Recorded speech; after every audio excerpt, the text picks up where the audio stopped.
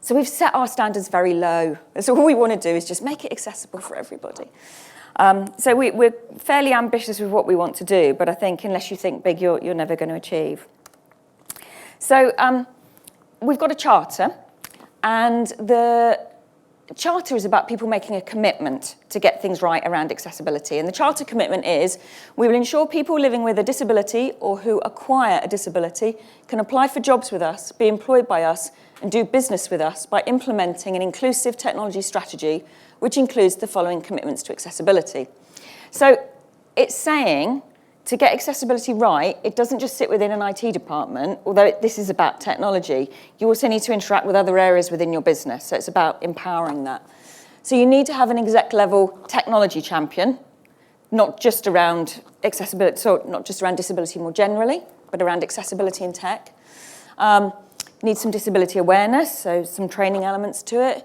You need to consult with your staff, your employees, your colleagues, and your customers to find out what you're doing and if it's working, or if it's not working, how you can improve it. You need to use the built-in accessibility potentially within a lot of products that are out there. Workplace adjustments used to be called reasonable adjustments, and that is the legal term, but we prefer the term workplace adjustments because it's just a little bit softer and a little bit friendlier. Accessibility know-how, so how do your people know what they should be doing? Maturity, I'll come into that in a bit, we're going to ignore maturity model. The development life cycle, so as things progress, how are you making sure you're including accessibility within that? Procurement, this is a massive one, and it's often the area people struggle with most, because it's how do you get stuff embedded within your organisation, or you're buying clunky stuff that's not accessible, so that's a big issue. And then that continuous improvement and rotating around. So this is about your commitment. So any organisation can sign up to this, and so far 51 organisations have, to say they're going to make their stuff accessible. Anyone can sign up to this, and if you do, we'll put you in our newsletter and say how clever you are and how much we love you, basically. So lots of organisations have. We've got Barclays, BT, DWP, Fujitsu, Sainsbury's. Yay, Sainsbury's. I'm just looking for other ones that stand out. Enterprise Rent-A-Car, KPMG, How Do I, Royal Mail, Scope, and a number of others. So they're all people who said, yeah, we're going to make this commitment, we're going to get things right.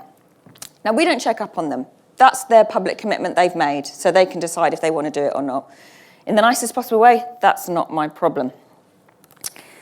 But what we wanted to do is give them something as a guide on how they can achieve these things, and how do they know when they are doing the right things, and how do they know how to gauge what they should be focusing on against those 10 commitments. So we created the Accessibility Maturity Model, or AMM for short, because again, it's a bit of a mouthful. So I'm going to talk to you a little bit about what it is and what it aims to do. So it's based on, I don't know if anyone here has heard of the Capability Maturity Model. It is a standard tool used quite often. A couple of nods, good, loving that. So we haven't just made this up, it is based on a model. And it's all around, how do you know if you're any good at this stuff? So you need something to mark yourself against. We're just about to launch our third iteration of it. And it's been developed over the years by a range of organisations, mainly large corporates, I have to say, because that's the pond that we're in. So like Barclays have been very involved, KPMG, Lloyds, DWP historically have been involved in it as well. Atos, Shell, very much with this latest version, RBS. Banks are very good on this kind of stuff. They love a model, they love something quantifiable. But works for a range of different organisations. So it's not just been developed by the banking sector, and any changes have just been minor changes over the years. And it's free. It's a free resource that's been developed, and this is why we managed to get all these big corporates involved in this, because they're involved, because they want to share and tell you how clever they are and this great tool they've created, and so they want to share it. And as I say, it's free. Now, I'm going to put a slide up. Don't be shocked by this, because there's a lot of data, and I'm not going to go into this. So it's kind of half a spreadsheet here of the maturity model. And don't worry, I'm not expecting anyone to read this, because it is pretty horrific. But what I want to just explain is down the left-hand side here, you've got the charter points. So if we start at the top, you've got that executive level champion. And then across the top, you've got different levels, from level 1 to 5. And with level 1 being on the left, which is informal, which is kind of another word for not really doing much, to level 2, which is defined, which you've kind of got an idea and you've outlined what it might look like, to level 3, which is repeatable, which means you've outlined what it's going to look like and you're actually doing it and you're able to do it again. Level 4, which is managed, so this is fairly under control, part of the business as usual, to level 5, which is best practice. And within each of these sections in the table, if you like, and this is just an Excel spreadsheet, and this is literally what you download and you use. It's not particularly high tech, so I'm really sorry about that, but it kind of works and it's accessible, so we've left it like that for the time being. It's got bullet points outlining, if you're doing these things, you fall in this box, and if you're doing these things, you'd get to the next box. So it's actually quite self-explanatory, I think. It's quite simple. As I say, my doing nothing, informal. In there, you've got no company level mandate or policies, no dedicated resources or budget in place, no executive level champion in place. So that's it. We're being very nice when we say informal because it really kind of pretty much is doing nothing. And then defined it, which means you've just outlined what you're doing. So if you think about those sort of levels, you can literally go through and fill this in yourself.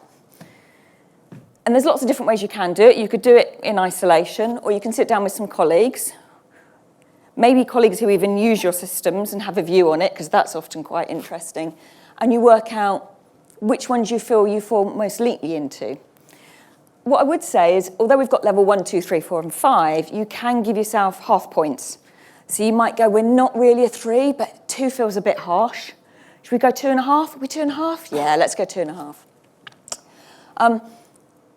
And again, we don't check your scores. This is for you to use how you want to within your own organisation. Here's the rest of the maturity model. It's not just the first 5. We've got 6 to 10 as well. But again, you get a feel for it's kind of giving you the answers of what you need to do in the boxes. So it's the easiest way is just to sort of show you and talk you through it. But apologies, there's an awful lot of text on there.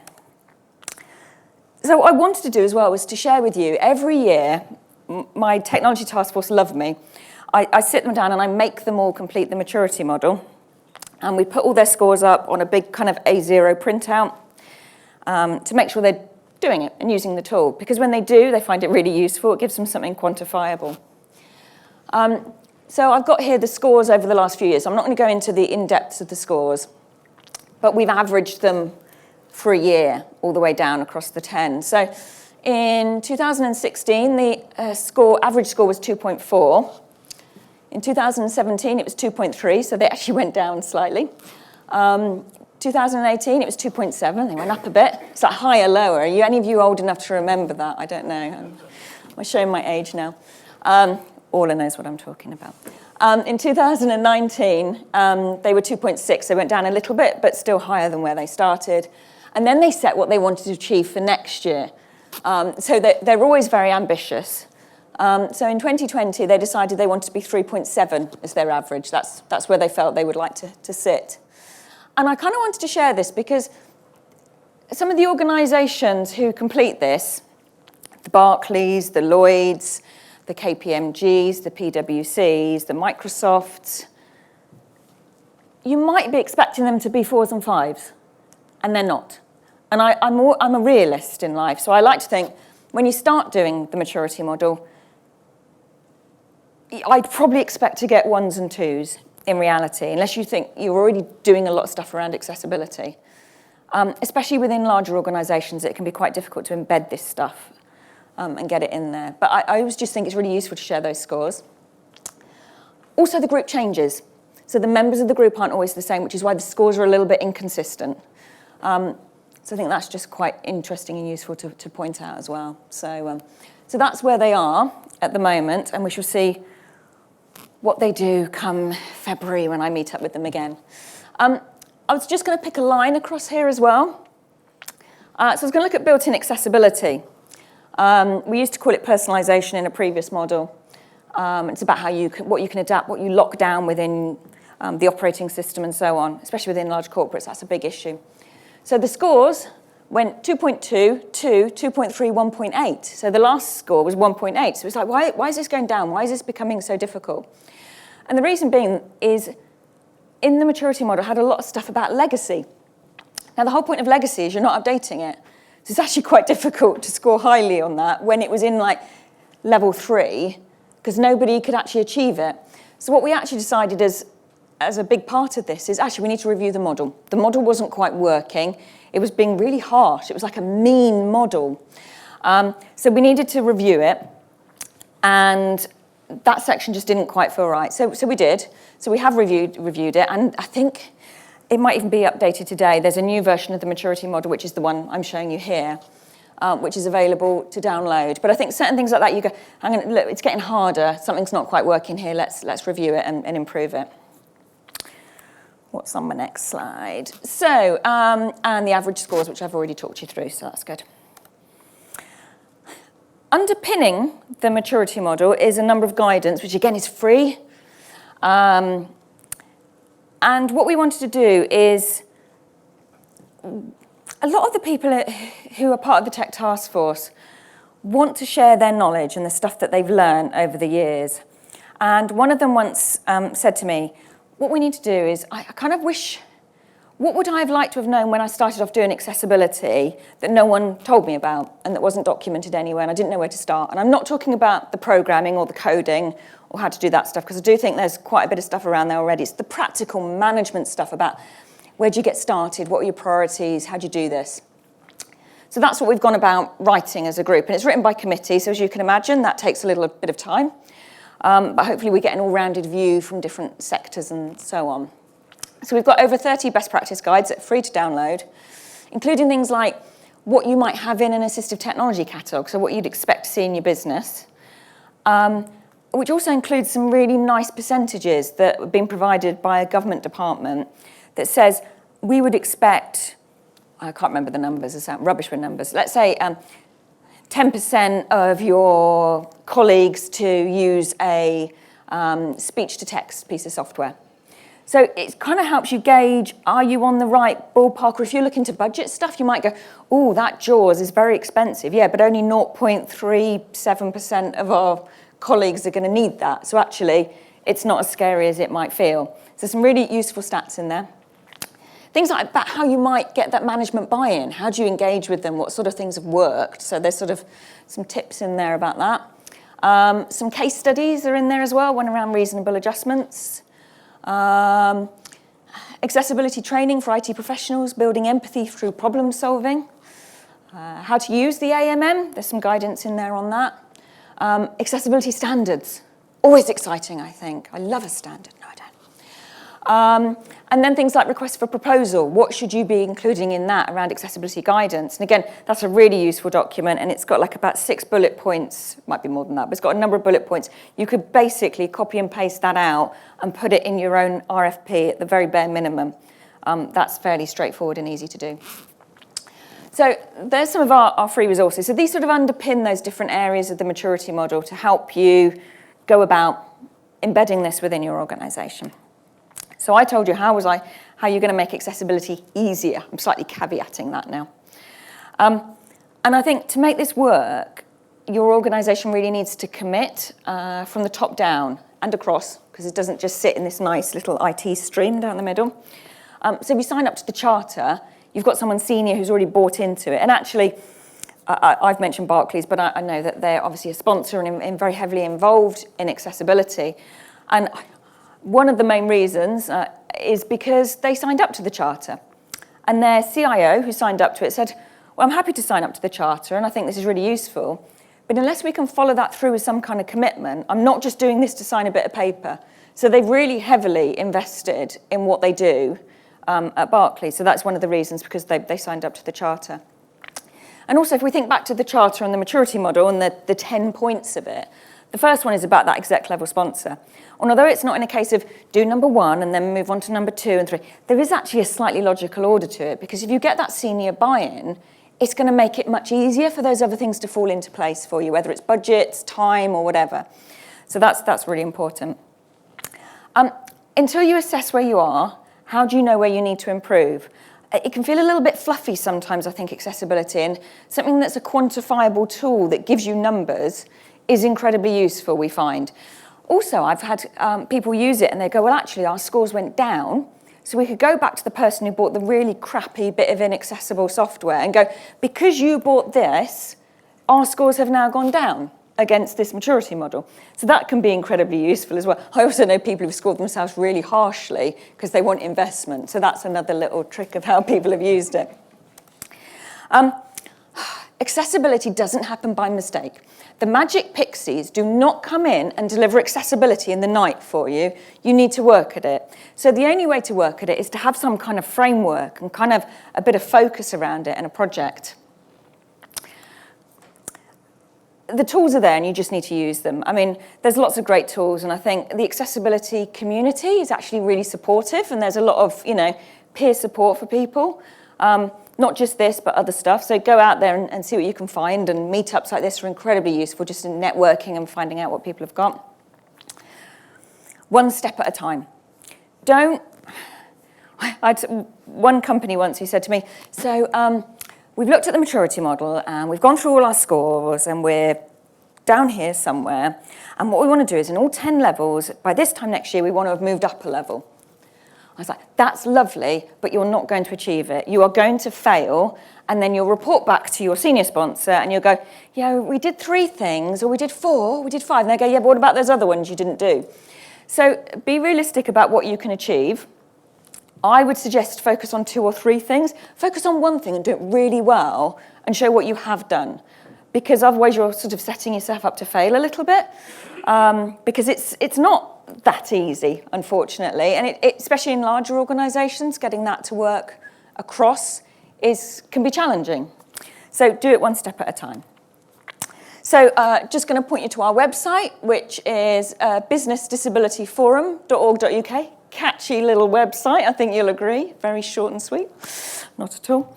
It's also our domain for all our email addresses, so I have to type my email. I'd had to reprogram my phone earlier on, and it was like, typing in my email address. And that was my little spiely bit. So any questions? I think we've got a mic if anyone's got any questions for me. Oh.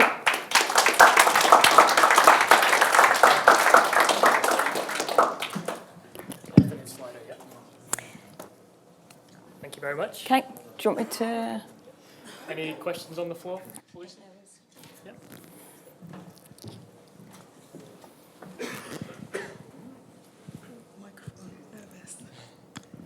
Hi. Hi. So you mentioned the web standards. How does that tie in with your task force? Sorry, I didn't hear the first bit of the question. So the WCAG guidelines. Oh, How the does that WCAG tie guidelines. in with your company? I would say they definitely complement each other. So I think Neil Milliken sits on the WCAG guidelines group, doesn't he? And he's part of the technology task force. So there's definitely, I have to say, WCAG is not my thing. It's a little, is it anyone's thing? I'm not really sure. If it is, I'm really sorry I've offended you. It's definitely, with that in mind, it's not going, if you want to do WCAG, do this. But if you did this, it would certainly help with WCAG, would be my guidance on it. And actually embed it more broadly within your organisation, because as we know, IT doesn't sit in this neat little box that you just go, oh, that's IT, that's fine. It's just so integrated into business these days and everything that we do. So it has to touch on the different areas within the business. But yeah, so it does, but I couldn't give you the specifics of that ties into that bit there, I'm afraid. But thank you.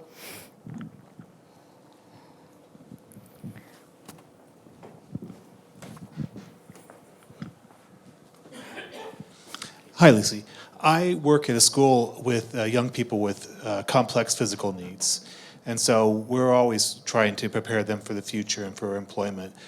What are some ways that your organization would go and find them or match them to companies that might meet their needs from that end point? Yeah, and it's an interesting one because the model we've taken is a quick business to employ everybody. And I do that with a little, including those with disabilities, which is a kind of an obvious caveat. But my advice often to people is look to see who's a member of BDF.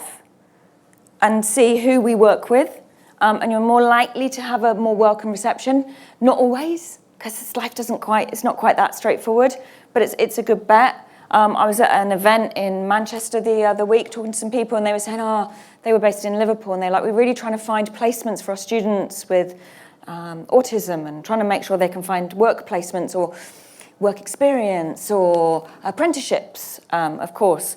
And so I was like, I know that obviously BBC are based in Salford. They run a scheme that runs that. So, and then they're members of ours as well, which is how I know about it. So sometimes it's just about joining up the dots. You might get someone who's really keen, might not quite know even, you approach a big company like KPMG, they might not quite know, but they might know, so-and-so does some stuff with that, let me check with them. And things might get linked up, but there's no guarantees. But that would be my advice, is maybe look to see who our members are. We've got 300 and something odd members, and see who is committed to disability. And the door's slightly ajar at the very least, I would suggest. Okay, thank you.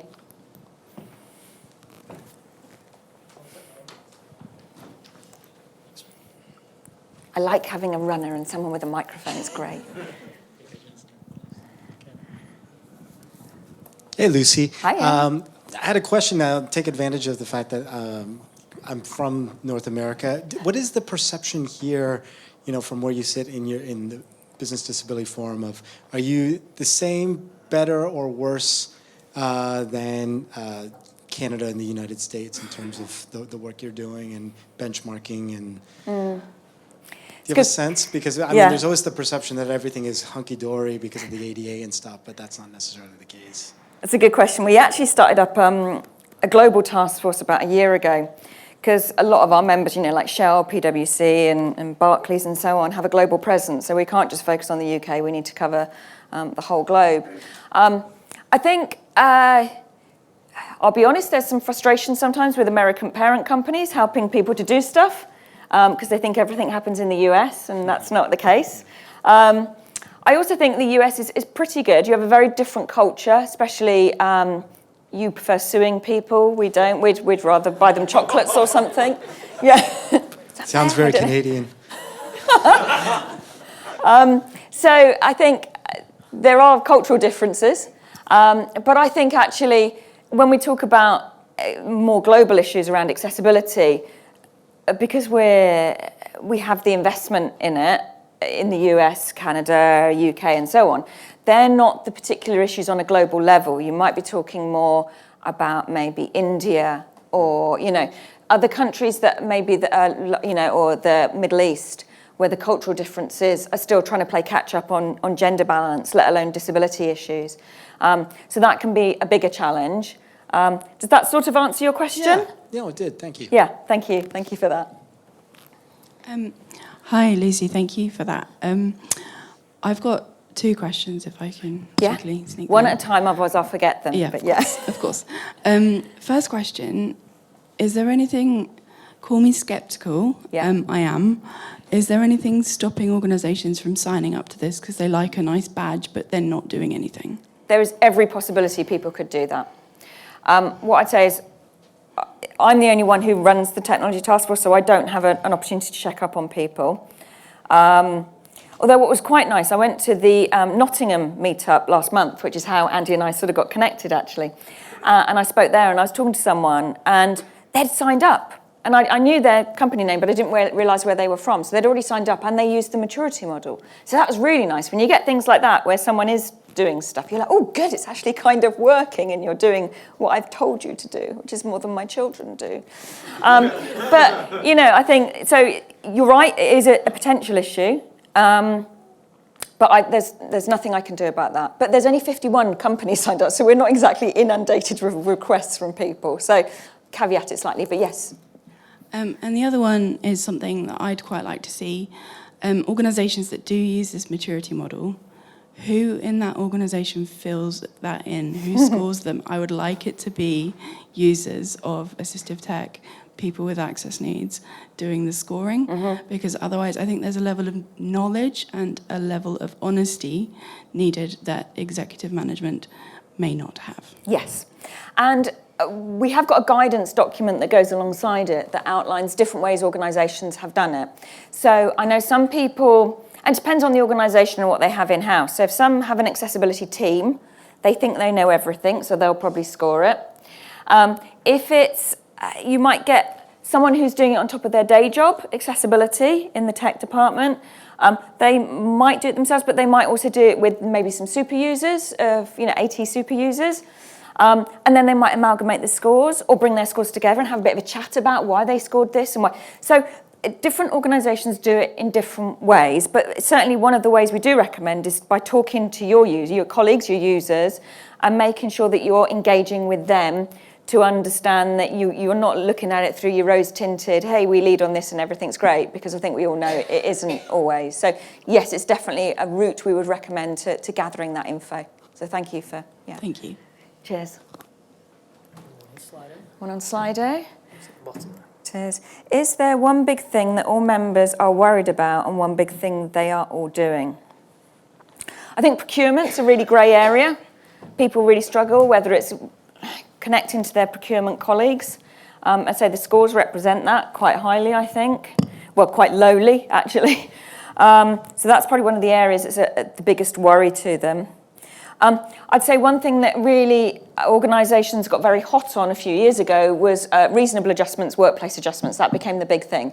And once one person has shared how they're doing it, everyone else wants to tell you how clever they are as well and start bragging about the great stuff they're doing. And it's easy to learn from everyone, and you get a bit of momentum up in certain areas. So I'd say that's one area that people do score quite well at because they've really invested in it. So that's why I think recruitment's an interesting one as well, actually, your digital recruitment, and is your website accessible? Because actually, if you're not getting them in through your recruitment website because it's inaccessible, you can't employ them and you can't look after them. So that's a really huge barrier, which I haven't even touched on today. But I'd say that's a potential, and that's how do you know what you don't know? How do you know what talent you're not recruiting because they can't apply for jobs with you, kind of thing. So that's a really interesting one.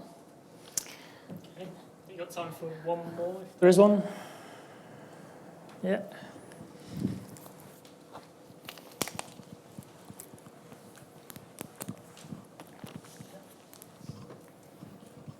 Thank you. I run a really small company. Do you have any small companies doing this? Because obviously I am the MD. I would be the person probably filling it in along with my office manager. How does it work in an environment where you haven't got an IT department? Or Yeah, it's a good question. And I think for all of these things, use it how you want to use it. If you get something from it, and if you're just thinking about, are we thinking about accessibility? How are we including this? Are we thinking about it in the procurement? Are we checking with our colleagues? And you scale it. You might just go, we'll just use it as a framework. We won't be too harsh on ourselves because it has been designed for like a KPMG, and you're obviously not really that. So I think just scale it. Don't be too harsh on yourself, but just think what bits would be useful that I can pick out of it. You don't have to report back to us. It's a spreadsheet, you download it, you look at the bullet points, they're prompts. What could we do, what's relevant? I mean, you don't need to go implementing a big workplace adjustments process that, is automated and refers to occupational health or third-party suppliers.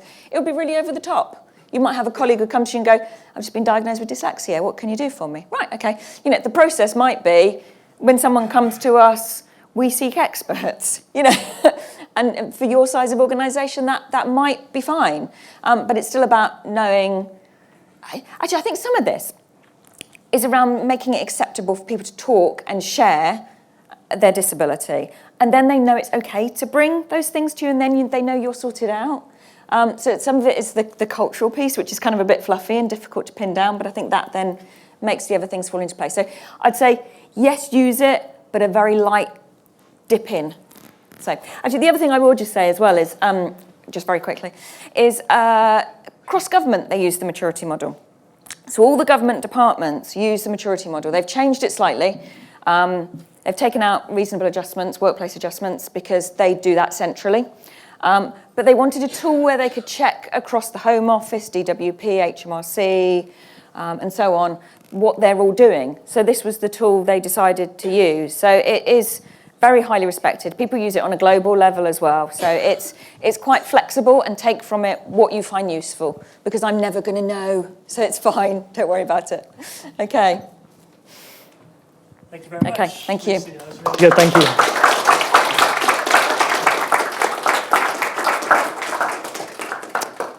So if you had a question and didn't get a chance to ask it, are you going to be around for the break?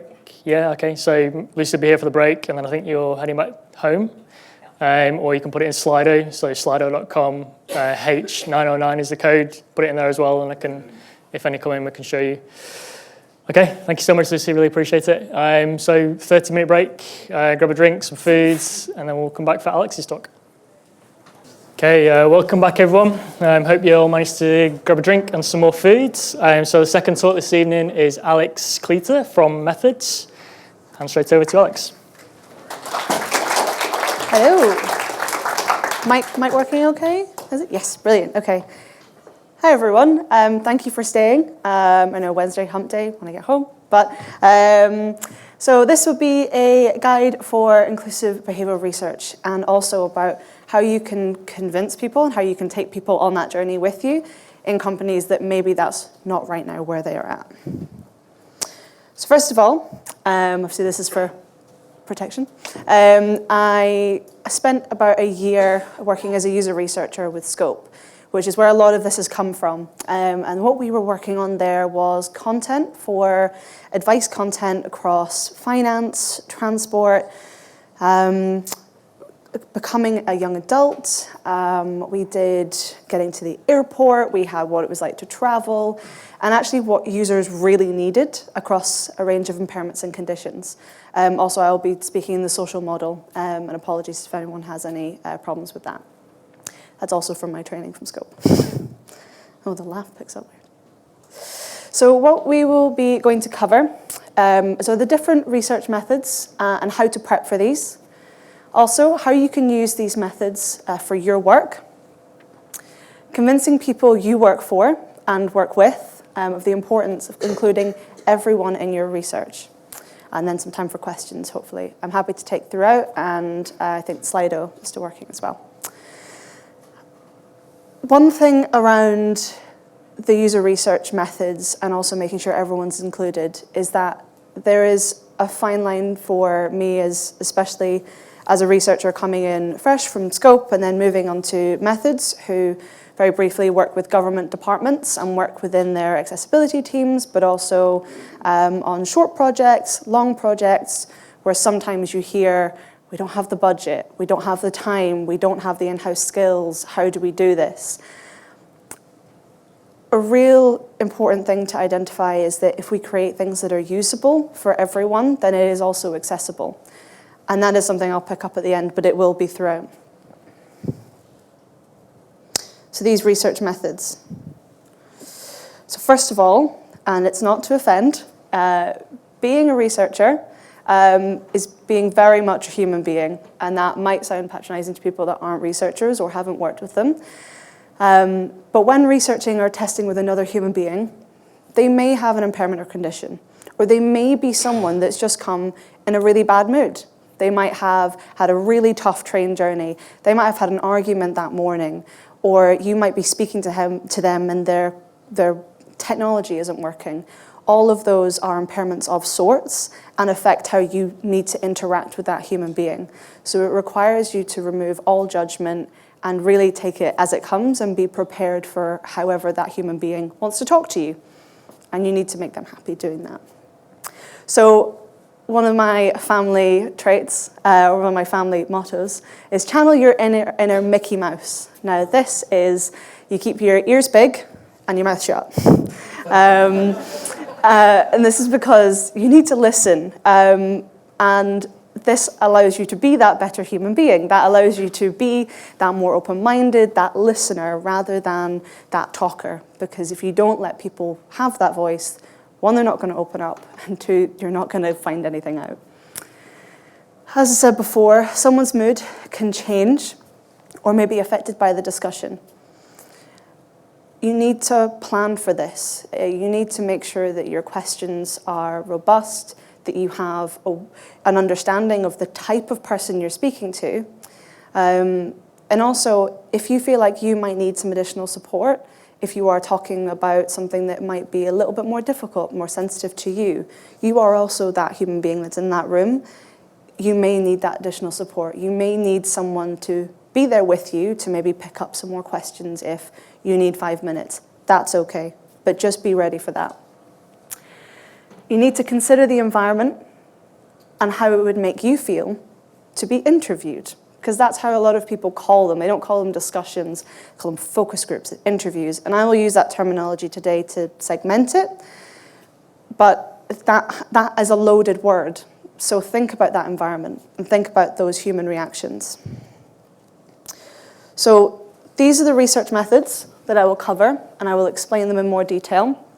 Don't worry, I will not be here for hours looking at all these in too much detail. But then these are the sections I will be covering within each of them. So I'll cover a brief description of these research methods, the recruitment that is required, a basic understanding of how much this will cost you, the expertise required, and a usability consideration that it needs to be taken into consideration for particular audiences. So guerrilla research. I actually had an example of this a couple of days ago, which was really nice. It was terrifying. Is you are speaking to people in a real life situation. So this allows you to get a more honest and direct response, but often requires you to be in the physical place where they experience and where you want to research. There is no recruitment required, which is great. That takes a lot of time away from you. Gives you a lot of time. And that's because you can arrive somewhere. And in the example that I had the other day, we're doing some research with NHS, and I was in a pharmacy. And I just thought, I'll just ask. Because they are one of our user groups. Said, do you have 5-10 minutes? And I had some questions prepped that I knew we needed to ask this target group, but that's all we had. It didn't cost me anything other than maybe my travel there, but I was already there. And the expertise required was that confidence to be able to approach someone. So it's not for everyone, but it can work in those times where you have little time and little budget to be able to get to those people at the source. The usability consideration isn't needed to too much extent here, because if you are researching in a particular environment that is already for people with impairments or conditions, then you're already in that area. And if you're going up to someone and talking to them, it doesn't matter who they are or what they've come with. It's a very raw experience. So there isn't any additional planning you need to think about. Topic research and social listening. This is being able to understand what questions people are asking. It can be used for improving search engine optimization, or as I think probably a lot of you will know, SEO, for content, and it can also help to identify those key audiences. Again, there is no recruitment. You can do this from your laptop, which is brilliant. There is no cost if you're using these free tools. The expertise required, and where I'll go into a bit more detail about what it is, are these online tools such as Answer the Public and Google Analytics. That might seem a bit obvious. There are some great tutorials out there on how to delve into Google Analytics a bit more. But for one in particular, Answer the Public, that one, I know we definitely used it at Scope for content creation, is finding out what the questions are actually being asked. What are people searching for? What do people not know? Where are their pain points, the things that they can't find out yet? That will all come out of that, and essentially you can put a buzzword in, and then it pulls back all of the questions around that word that people are searching for on Google.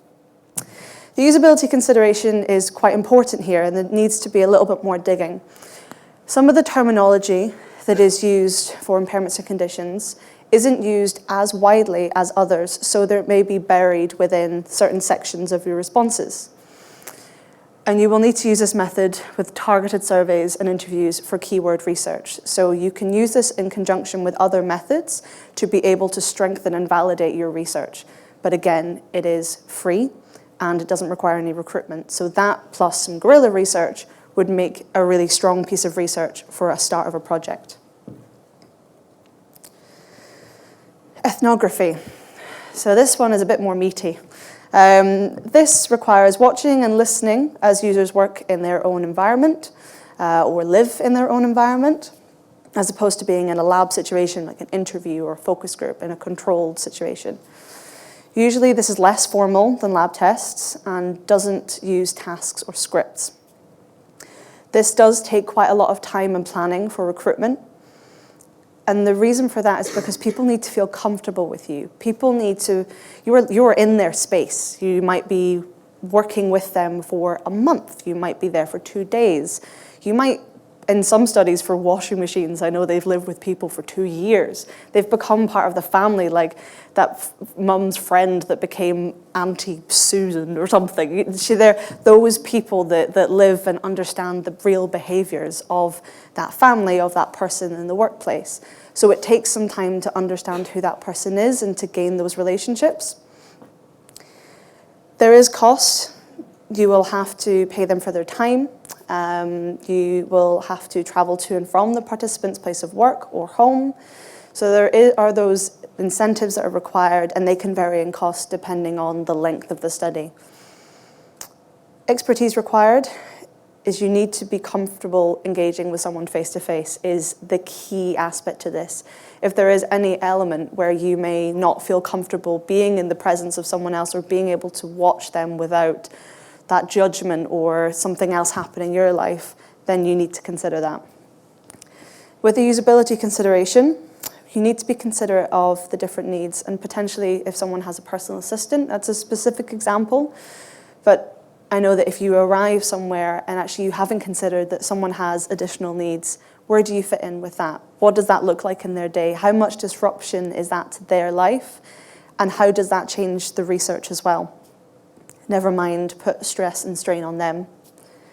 Depending on the length of the study, you need to consider those support needs. And also, maybe the research requires you to take those support needs, and you need to be ready for that. That is rare, though. That's very ethnographic. Surveys. A little bit more common knowledge, I think. Probably all done one survey at some point in your life, belligerently or not. So more of a structured questionnaire that your audience completes over the internet or by filling out a form. Sometimes it's in person, but you get a wider reach online. Technically, there's no recruitment. If you're using a company, which comes under the cost, then they will have a pool of people. They will have reams of email addresses and communities to go out to, and they will be able to publicize that. If you're doing it yourself, then you can publish it on platforms, you can share it with the right groups, maybe communities, maybe different forums, but you don't actually have to go out and recruit and convince them. You just have to put it out to as many people as possible. Usability consideration. It's really good to use charity communities. They are a really good source of people that really want to talk and are active in that space. You may get a bias, which is a bit more in depth than research. You may get a bias between people that want to tell you everything, which is amazing. But there is that, you have to take that into consideration. The content and format needs to be fully accessible, which can be difficult to control if you're using an agency. You need to discuss that with them, as well as the pool of people you're reaching to. Always make it fully accessible for everyone, but just be aware that there will be some people that might find it more difficult, and you need to think about that whenever you're putting that out so widely. Individual interviews. So this is talking with one person or, so one person either remotely or face-to-face. And this is in order to find out more about their attitudes, beliefs, desires, experiences, and to get that deeper human understanding, that one-on-one understanding that I touched on more at the beginning. There is a recruitment element. There is that external recruitment, or if you want something internally with internal projects, then you need to be able to find out in that organization who might have an access need, who will be using this, who is that person. And so this needs to come alongside other parts of research that you've already identified who that person is. Otherwise, you're not going to find out anything that will actually help progress the work that you're doing. There is a cost if you have external applicants that want to come in, you need to consider the incentive costs. You're taking some time out of their day. You are asking for their information, their expertise. As much as we all like to get paid for our expertise, that's what we're asking them for. Our expertise required is writing scripts or discussion guides to help format the interview. Now, different researchers use this in different ways. I like to create 10, 15 questions, some highlights.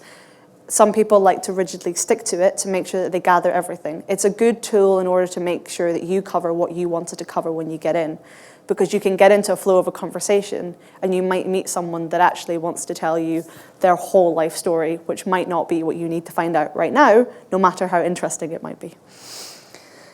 The usability considerations for this is that often these remote sessions are actually more accessible to participants, and this is when you use either Google Hangouts or a video chat or a phone call, or by using email communication. You need to be flexible to thinking that actually people can talk to you one-on-one in the way that they feel comfortable. It can be conducted by email, which will need a shared script. So you will need to feel confident in sharing your notes. It can't be that script that you've created, that discussion guide, can't have anything that, oh, I want to ask them this because I need to find out that. You need to consider that they will be reading this and having to take from that those answers. So you need to alter the script slightly for those interviews. If it's face-to-face, the space that you will use, the travel that they will need to do, and any additional needs that you need to prepare for and need to make sure that that is comfortable for them. Also, encouraging participants to bring their own assistive tech to the session. If it is a digital product, that is paramount to making sure that you get the real experience of how they do it without you having to actually be in that workplace or in their home to see them use it. I think lastly, we have focus groups. So I think we've probably gone up and up and up the levels. This is one that I would recommend you have with someone else, if it's a researcher or not. But they are facilitated discussions that can include up to 10 people. You can learn about attitudes, beliefs, desires, and you also can get reactions to concepts.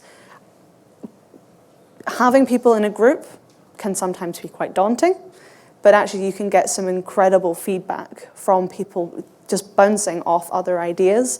And someone can go, oh yeah, I really like that. Someone else might go, I don't understand what you're talking about. And they'll have that conversation and give you some incredible findings. And all you've asked is, how did they get there that day? So it can be a really exciting way of gathering that research. Again, you will require external recruitment. The cost can be a venue hire, incentive again, a little bit higher because you will normally ask for more time, and also a facilitator. So if you haven't done this before, I would recommend that you consider a facilitator or get guidance from a trained facilitator, because having a room full of 10 people and making sure that you stay on topic, a bit like the discussion guide, we need to pull people in, and sometimes you need a lot of training for that. So again, expertise required, comfortable facilitating in a room of people. This might come after that training. Again, the discussion guide or script for preparation, and transcription of many voices.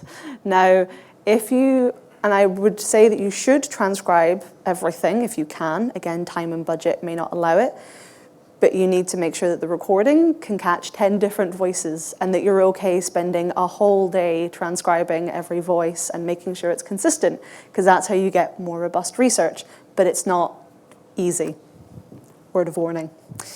Usability consideration is thinking about the type of person, so the persona that you want to speak to. Consider how they would feel in a room of strangers. I do remember having one focus group that was oversubscribed. Everything was, you had 12 people in the room, and every person had a different impairment or condition. And had I known all of that information going in, that would have been a very different session. It ended up going very well. But there were some people that you really had to bring out of their shell and go, one-to-one interview would have been better with you. But I didn't know one piece of information, and that can completely change how that person feels in that session. Now, luckily, by this stage, I had done many, so I was able to pick it up. But this is another thing that a trained facilitator can help you with. And then also being able to pick up with that person afterwards and say, can we just have a one-to-one interview? I think I want to chat more to you, is important to gauge. So you need to consider how that will work and keep it to 10 people or lower. And also consider there are strangers in the room. How would you feel? Again, back to that human, how would you feel if you were in a room of strangers and they were asking you random questions?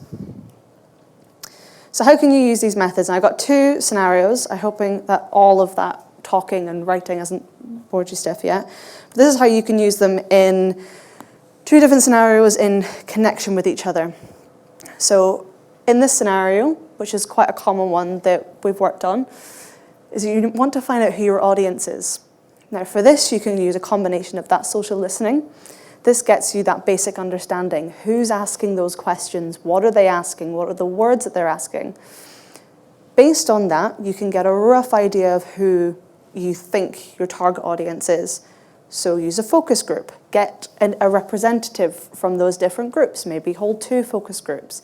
Refine a bit more about that. Have a looser discussion guide so that you can gauge more information about the real experience.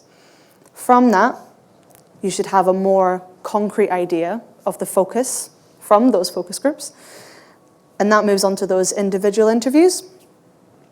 This helps you to refine that knowledge and speak to different types of people one-to-one. Then with the analysis and synthesizing this research, and it's really important to work with other members of the team, maybe a developer, a designer, your manager, in order to find these key findings that come out of all of that research. And this is something that people don't often do. And what happens is a researcher bias, and it becomes, you've done the research, you've done the discussions, you've hired these people, you've done all the work, you've found the money for incentives, and now you're going to do the analysis. You've built relationships with these people, you're friends with them now. That is a bias that, because we are also human beings, we need to consider. So by opening that discussion, you get more robust findings, and you can actually create better findings for the work that you need to do. And it's also nice to just include more people in the discussion. Second scenario is when you need to review and evaluate how service is running. So in this situation, you can start by running a survey. You can start to collate that quantitative data. And this could be out to your company, it could be on your forum, it could be in the intranet. And then by going and knocking on that person's door or going up to their desk and saying, hey, what is this? How do you use this? Or can you just show me what this is? Or, oh, that thing bugged again last week and I can't fix it. Have you found a fix? And then they'll go, oh no, it's never worked for me.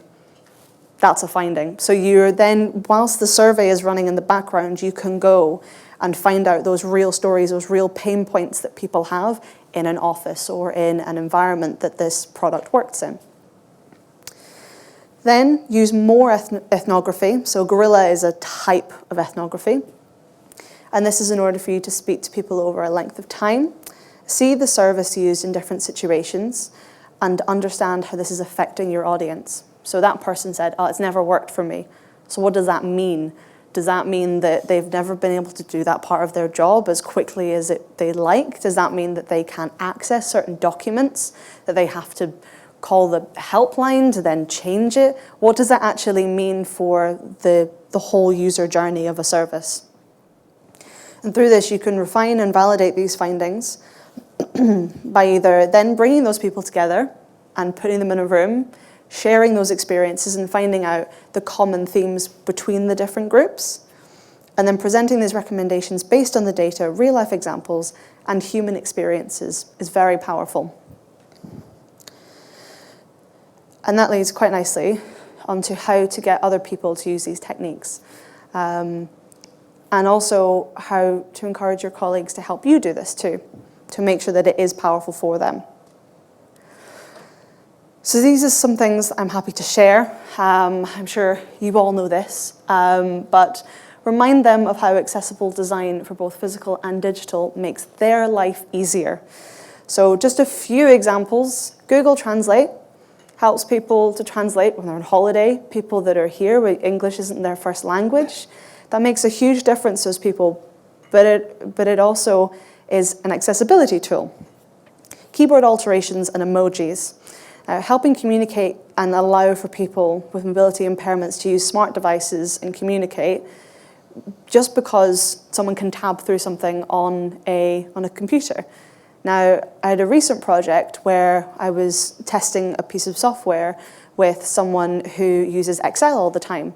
Now, their behavior was to use keyboard shortcuts because that was easier for them to get their job done.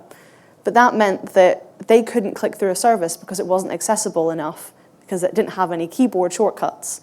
So even though they didn't show an impairment or didn't identify with having an impairment or condition, they were affected by the inaccessibility of the product. Recordings and transcripts sent with video. So you have things like LinkedIn Learning, uni lectures, webinars. All of this assists people with not just visual, mobility, and hearing impairments, but it helps us all to be able to understand that information better and access it. We have an example of this right here. Ramps and lifts in public places. You will all have used a ramp, and they will all have used a ramp at some point in their life. They might have a suitcase, they might have a trolley, they might have a pram. Those are all making their life easier, but is also making so many people's lives easier for an accessibility requirement. And also Siri and Alexa. I know there's some things about the language that they might use, which isn't great, but they are widely known as a voice recognition and speech-to-text tool. So these already exist, and they make their lives so much easier. So by pointing out these as examples of real-life accessibility, it can bring people into that mind frame. Another example is being able to show them this as, and there are other examples. I know that GDS has them. I know that the Home Office has them. And one thing is to introduce them to this explanation. Everyone will have been or will be a disabled person at some point in their life.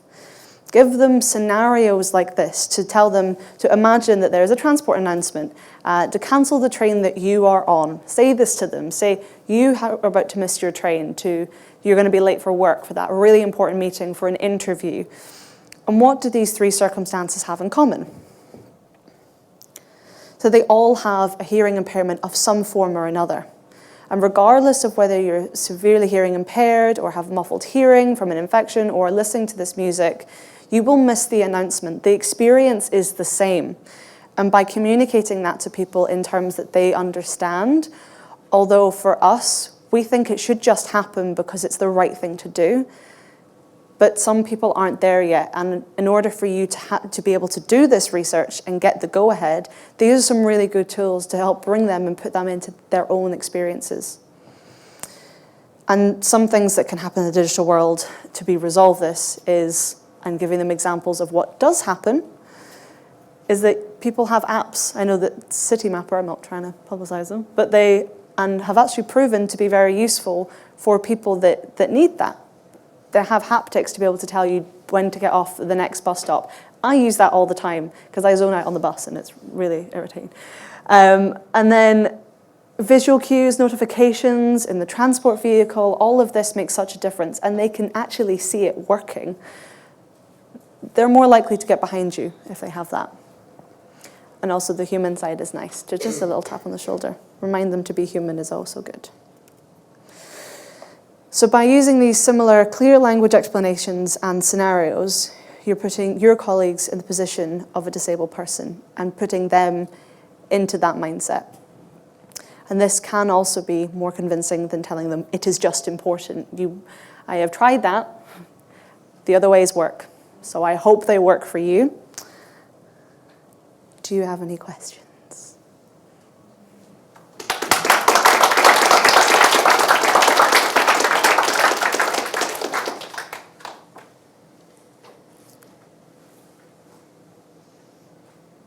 Thank you very much. No worries. You have a question? Yeah. Hello. Hi. Have you considered the incentives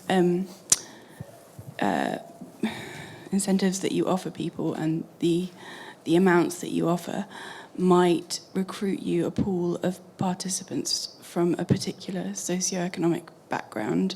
And by that, I mean you might not get disabled people who work full-time. Yes. So that was an example of what is the norm for everyone, and it is an example of what some participants at Scope were offered for some terms of research. I don't think that's bad to say, that's the common practice. However, where you need to be able to be flexible in that respect is I think that you should always incentivize people in either they want to get involved, naturally, great, but you should also reward them for that and say, thank you for doing this. So where I'd say it becomes important about full-time working people across the board is being able to fit around their schedule. So you can go to them. You may not ask them to come to you, or you can do it remotely, or you can have 10 minutes on their lunch break, and that makes a difference. I'd say, does that answer your question? Yes, but I think you might need to go back to Scope. I had another question if there's time. Mm-hmm. So as someone who can't use Google Analytics because it is just not accessible to screen magnifier users, how do you bring colleagues on board who have impairments themselves and can't use these things and are excluded from certain tools? Yep. I can't fix Google right now. I will get there one day. I hope, fingers crossed. There are different ways of doing it. So those aren't the only tools. There are other ones that are more accessible. Those are the most widely, and I know that they're definitely free, so people can use them right now. If that is the only thing that people are saying, you have to use Google Analytics and that's it. Another point of the research is about being able to work as a team. And although I wish that I could fix Google right now, being able to work with someone that might be able to use that part, but you use a different part. So you use a different part of research, and maybe that part of research doesn't work. So maybe write a really accessible survey that then goes out, and it can be free. So there are different ways of achieving the same goals. Although the social listening side is really useful, there are other ways of getting that research that will be usable for you. Thank you. It's okay. Any other questions? Next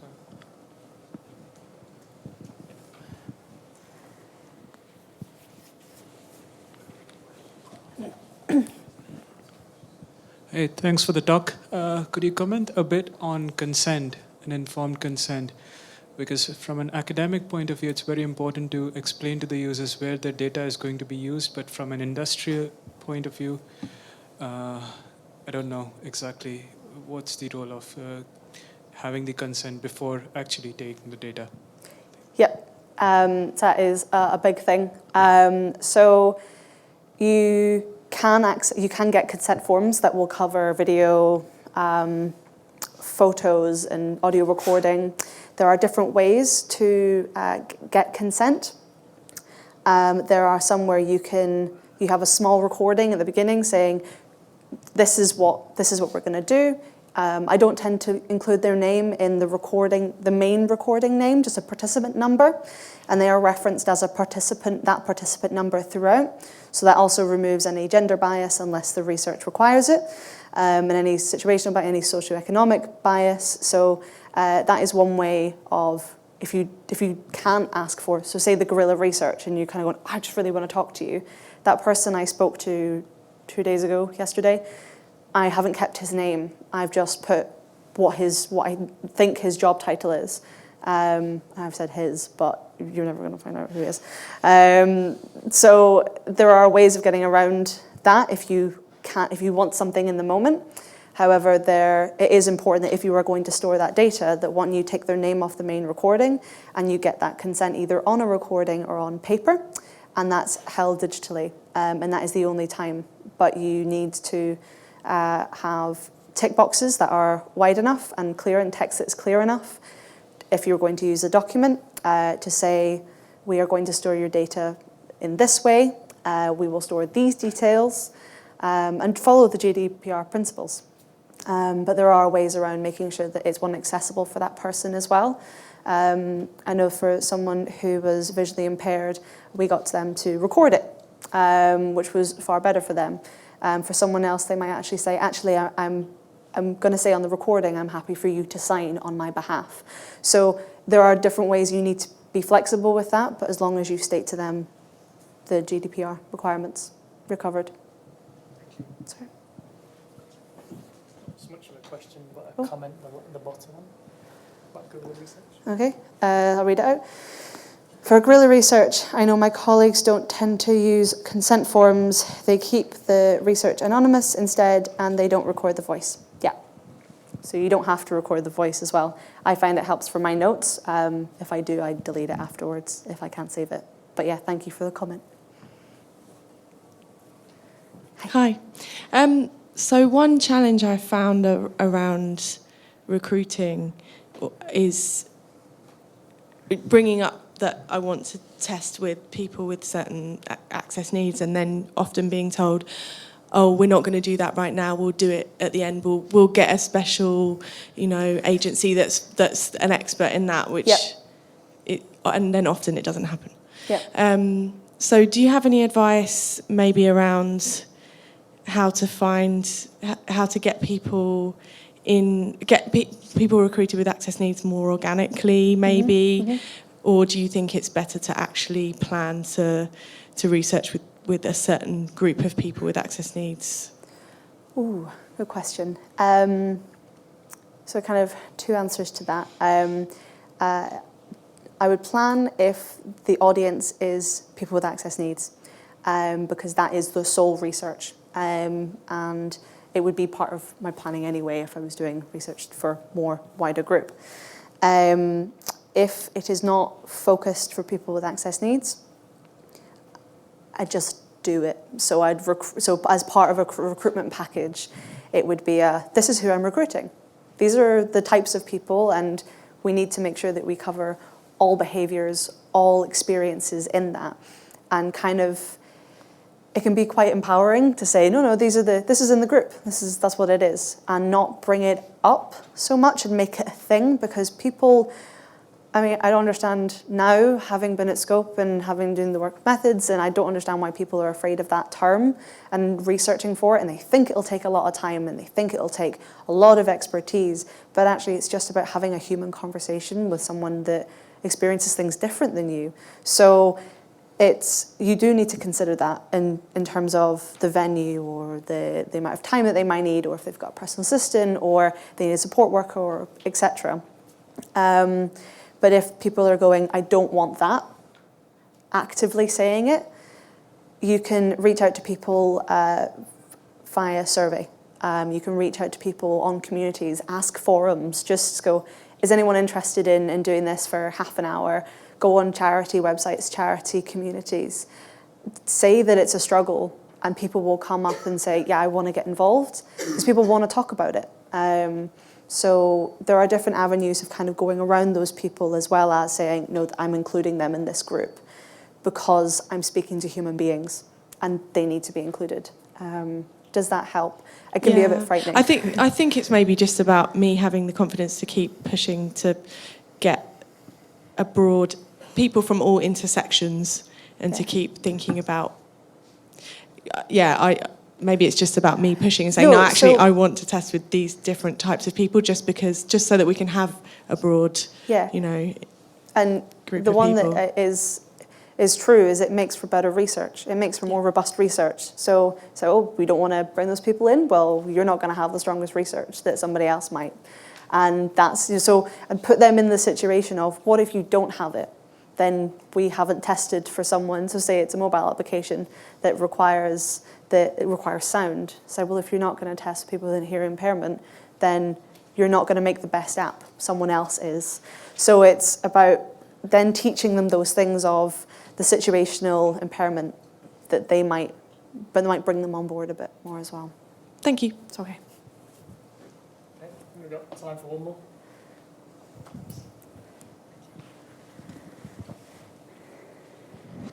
Hi. So from your presentation, I kind of summarize that the research methodology that you explain is actually the existing method with some particular adjustment.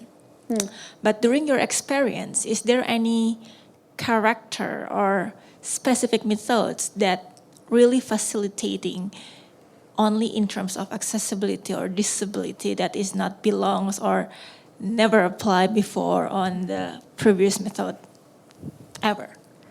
That's it. I like that question. No, nothing's come up that is completely only for disabled people or people that identify with having a permanent condition. And that might be, I mean, I feel like it's just people experiencing things in a different way. So the methods work for everyone. And that's been my experience so far. I've definitely had focus groups where there have been every walk of human being in the room, and that's been amazing, and that's actually made for the best focus groups. And that's not just for people with impairments and conditions. So I almost think that including those people actually enhances the quality of the research and the quality of that method, and makes you think more about the other people that maybe, if you'd have run an interview with someone who hasn't identified as having an impairment or condition, then you may not think of some things that actually they might come with and be like, oh, I had a really bad day, and that completely changes, and you're not prepared for that. So it often actually makes you a better researcher by applying those methods to a wider group of people. But no, I haven't found anything yet. I would like, if I do find something, then I'll definitely tell everyone about it. Thank you. Thank you very much, Alex.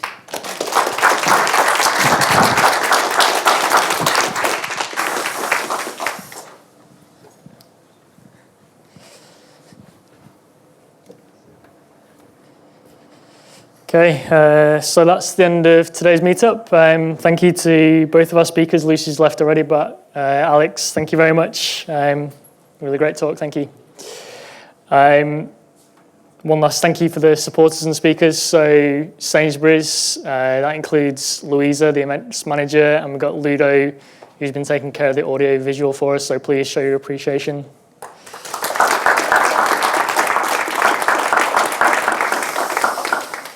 And then Barclays, who allow us to have Orla doing the captions here at the front from My Clear Text. And,